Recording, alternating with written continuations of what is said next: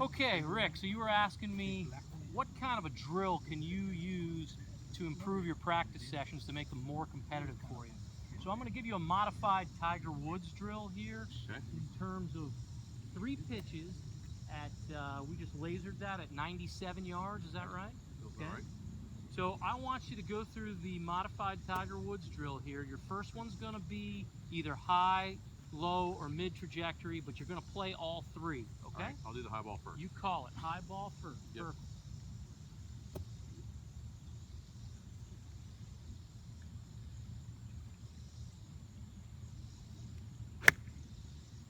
Definitely high.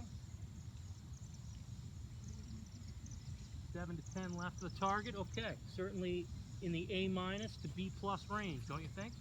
Yeah, pulled a little bit. Okay. Yeah. All right, so this one will be a lower shot. So we're going low.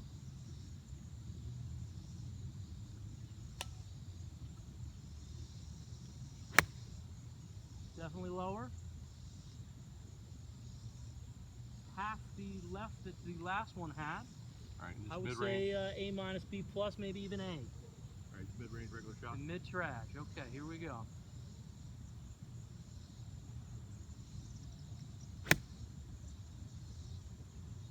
Okay, tell me a couple things right now.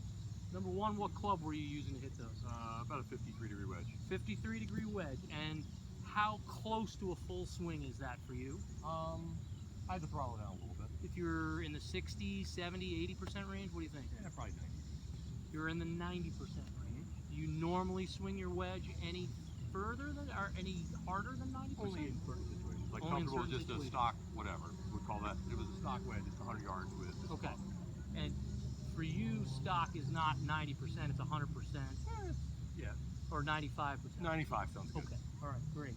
And then how do you control your trajectory? What do you change? What do you alter? Well, for the lower shot, I wanted to move it back in my stance a little bit and just think about finishing low, not finishing really high, and a little bit more of a round the ball than necessarily underneath the ball. All right. For the higher shot, I had it a little bit more up in the stance, slightly open club face, and then just making sure that I'm really finishing high and kind of left of target, and that usually will keep it on line. All right. And then for the mid shot, it's just make sure that I turn well so that I don't get too far offline. And I try to make sure that I keep my hips quiet so I don't throw it too far right or too far left.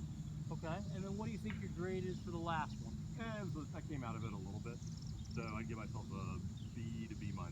Okay, so a B-, at least one A, and possibly a B+ or an A- in the other one. Yeah, the high shot was probably a little bit further than it needed to be. Okay, so when you stand on the range or at a facility that has a practice pitching area like we have over on the other side of the range,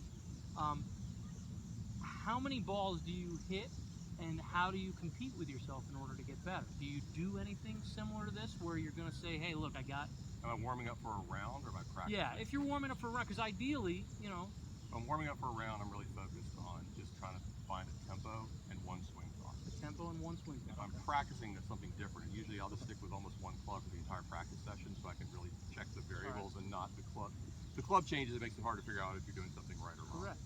So I tend to hit a lot of wedges when I'm just practicing. You're in good company. When I'm PGA touring pros like to do that too. There you go. And then when I go to the range for getting loose, it's really about just finding the middle of the club face, finding the bottom of the swing, and getting kind of things loose and just like a little bit of a tempo and figure out whether I'm hitting an easy fade that day, whether it's going straight or whatever, and try to play to that.